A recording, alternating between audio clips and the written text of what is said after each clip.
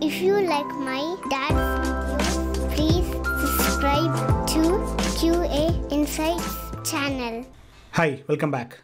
In this video, we are going to see how to run JMeter tests in Kubernetes. I have published a detailed article how to get started. You can check it out in my blog. The link is in the description. So here we are going to leverage the K3s distribution, which is a lightweight Kubernetes. So instead of leveraging the vanilla Kubernetes, we are going to leverage the K3s and also using the Civo platform. So Civo is the one of the UK's largest cloud hosting provider, and their expertise in Kubernetes.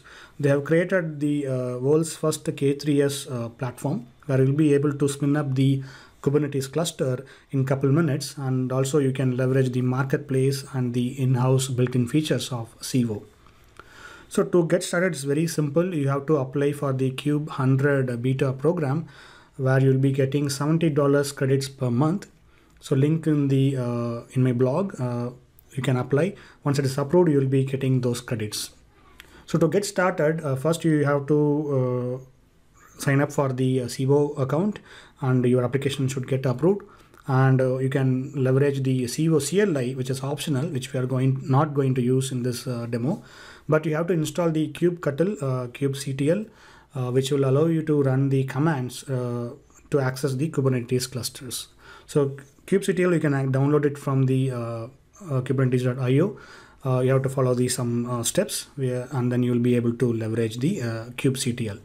And if you want to play against your local Minikube, local one node, single node cluster, you can install Minikube, again, which is optional, which we are not going to see it in the demo. But again, if you want to learn and explore Kubernetes, you can install it. And you can use the command line tool. So I'll be using Windows Terminal or VS Code built-in terminal alternatively. So now let's get started. So before we get started, let us see how to create a cluster in civo.com. So just log in into civo.com, and there will be a link, Kubernetes, which is in beta. And here you can see there is a button called Create Cluster. So once you click on Create Cluster, you'll be able to spin up the worker and master nodes. So as you see, I am running two nodes currently, one master and one node. And the plan is 1 CPU, 1 GB RAM, and 25 GB of storage. So if you go to my article, you will be able to see the snapshots, how to get started. It's very simple, very straightforward. But one thing you have to notice is you need to make sure you are selecting the storage as the Longhorn, which is Rancher's project, where you will be leveraging the storage of Longhorn to store the results and access and download the JTL files once the JMeter test is done. And once the cluster is successfully created, you will be getting the kubeconfig file, and you have to configure this kubeconfig file in your system. If you are in Windows, you can use this setx kubeconfig command, and if you are in Linux, you can use the export syntax. So already done. It is not very tough. It's very simple to configure. So and also I suggest you to download the my repository, where you will be getting all the relevant YAML files for the volume, for the persistent climb, JMeter pod, and the BCBox pod to download the files.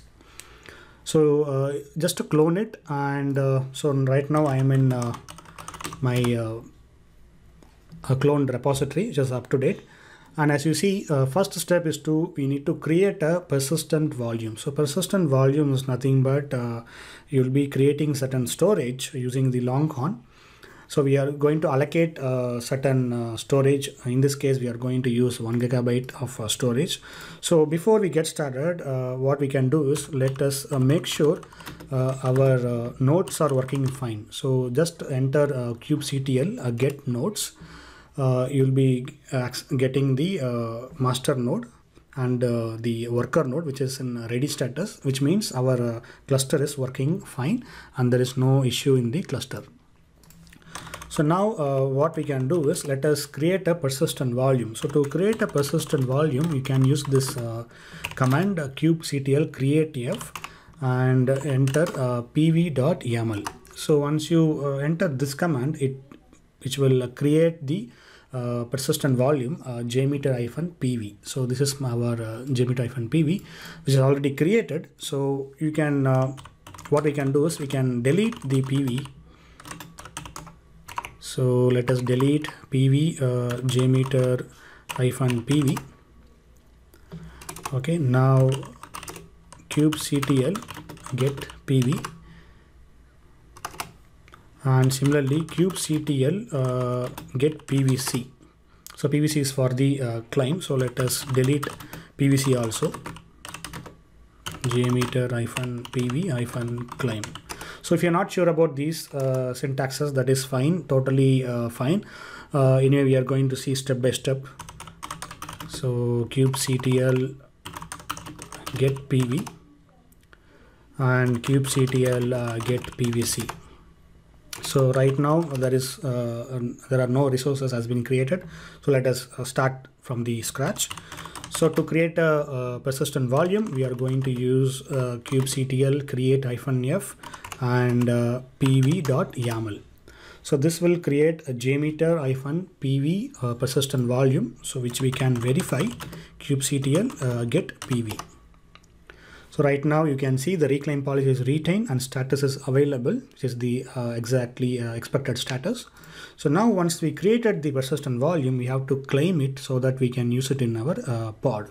So to claim this volume, we are going to leverage the pvc.yaml. So pvc.yaml will have the persistent volume kind, and which will claim the created volume. So we are going to create the persistent volume pvc.yaml.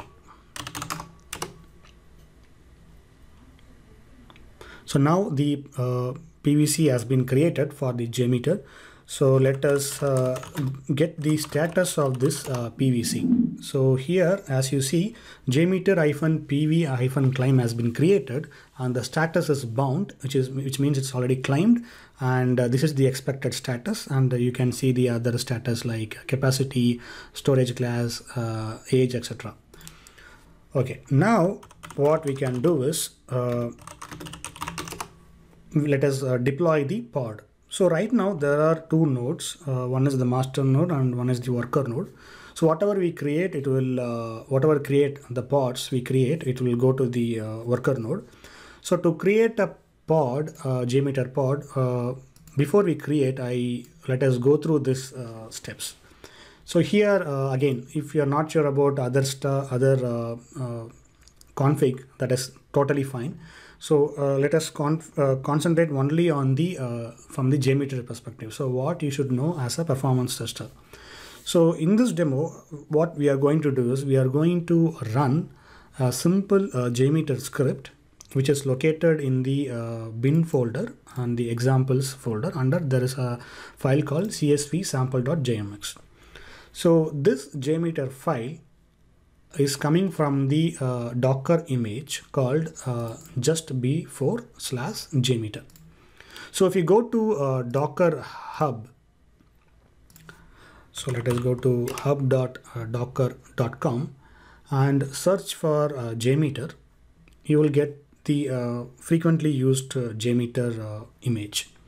So let us search for JMeter. Okay, so now as you see, this is the frequently used JMeter image. So if you just click on it, and if you click on this Docker file, so here this particular Docker image, which is leveraging the Alpine, and the JMeter version is 1.5.1.1, and we are going to leverage this Docker file in our pod. So what this will do is this will download the Docker image just before /JMeter, and then after the image is downloaded, it will execute this particular command. So in non-GUI mode, right, in the CLI mode. So as you know, we need to use the CLI mode to execute any JMeter tests, which is one of the best practice. So here this will run the JMeter command -n -t and the path of the JMeter, and -l and this -l will store the log file in opt/results folder. So where this opt/results folder is coming into picture is from the JMeter PV client. So this is the Longhorn storage client which we have just created. So whatever we execute the script, the results will be stored in this Longhorn storage, because we are going to leverage the PV client and we are already mounted the Longhorn storage. So this is where we are mounting the created client, and the Kubernetes pod will execute, and then it will store it in the Longhorn storage. So how we are going to retrieve it, we are going to see it eventually. But what this pod will do is it will download the image, it will execute the command, and then command in the sense it will execute the csv sample.jmx, and then it will store the log file to the Longhorn storage. That's it. Okay, now let us go back to the terminal. So let us deploy the pod. We have to make sure we are going to run the jmeter-pod.yaml. So let us hit enter. So now what it will do is the pod will create, which we can see it here, get pod-w.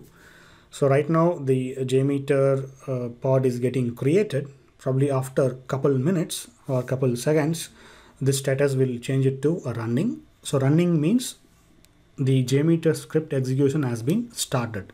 So right now, as we see, it is running. Let us terminate by pressing Ctrl+C, and let us see the logs of this JMeter by entering the kubectl logs JMeter. Okay, now as you see, the log is showing that the test has been started.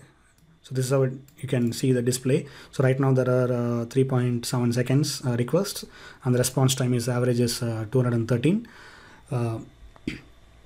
milliseconds, and our text execution has been completed, and we can see the logs in the opt/results/mylog.log. So how we are going to see this log is the next question, right? So to access the logs, we have to create another pod which we are going to leverage the BusyBox container, and we are going to access the opt/results folder. Okay, so now let us create the BusyBox pod. So BusyBox pod, what it will do is it will sleep for 3600 seconds, right? So that we can access the opt/results folder within the time. Otherwise you can spin up again and then you can access. So that is not a problem. So let us create this BusyBox pod, and again kubectl get pod-w, which will let us know the status when it's changing. So right now it is getting created, and after a couple seconds the status will change it to running. So after running, which we are going to deep dive into that pod. So right now the status is running fine. So what we can do is we can jump into the pod using the ex execute command, execute into BB and interactive mode, and we are going to log in into shell. Okay, now if you do ls, you can see there is a folder called cd opt, and we are going to change the directory to opt/results, and again let us list the file. Here you can see mylog.log. So now let us clear the screen and let us see what is inside. Mylog.log is your actual raw results of your execution. So this is how JMeter will capture the information. Now as you see, we have successfully executed the JMeter test, and we have successfully claimed the log. And next step is to download the file. So how we can download this, that is another tricky one. So let us exit out of this pod. So to download, what we can do is we can use the kubectl cp command. So here we have to enter the pod. So we are going to download the opt/results into our my JMeter results. Okay, now there will be a folder created called JMeter results, as you see here, and let us go to my JMeter results and let us list out here. So as you see, the two files has been downloaded. So what we can do, we can just right click here and reveal in File Explorer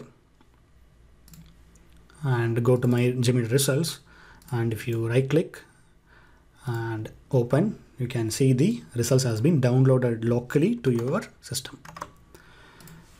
Okay, so this is how you can leverage CIVO, K3s and JMeter to run your test. So it is very simple and affordable, and based on the plan you spin up, right? Right now we are leveraging the very small node, extra small, but if you spin up the large node, you can inject more number of threads and more number of pods, and you can store the results, and also you can integrate with Prometheus or Grafana or any other solution which you are interested to explore. Definitely you can spin up those things into the pod if the image is available in Docker or equivalent containers. Then you can create the distributed load testing in JMeter also. So whatever I have told, just a tip of the iceberg, but definitely this can be taken up to the enterprise level, where you can deploy the pods on based on the need basis, and you can watch your execution in Grafana or Prometheus or dashboard. So that's it guys from my side. Please let me know how it goes. Definitely if you have any questions, please let me know. Post it in my QA Insights community, or let me know in the comment section. I'm very happy to help you out, and please don't forget to sign up for the CIVO, and have a good day. Stay safe. Thank you. If you like my dad's videos, please subscribe to QA Insights channel.